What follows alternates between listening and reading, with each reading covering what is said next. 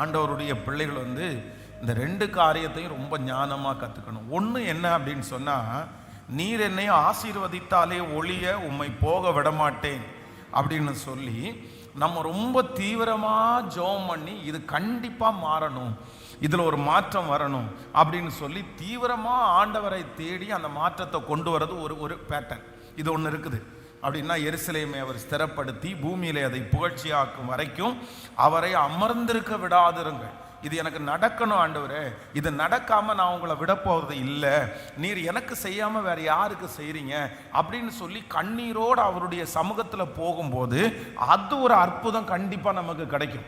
அது ஒரு மிராக்கல். இன்னொன்று என்ன அப்படின்னு சொன்னால், அமைதியாய் விட்டு கொடுப்பது. இது ஒரு விசுவாசத்தினுடைய இது ஒரு அளவு. அப்படின்னு சொன்னால் என்ன அப்படின்னா, அன்றியுமருடைய தீர்மானத்தின்படி அழைக்கப்பட்டவர்களாகி தேவனிடத்தில் அன்பு கூறுகிறவர்களுக்கு என்னவா இருக்குது? சகலமும் நன்மைக்கு எதுவா இருக்கிறது அப்படின்னு சொல்லிட்டு அதை விட்டு கொடுத்துட்டு, சரி ஓகே, ஈசாக்க போல ஏசேக்கில் ஒரு துறவு தோன்றினான், வாக்குவாதம் பண்ணினார்கள், விட்டுட்டான்.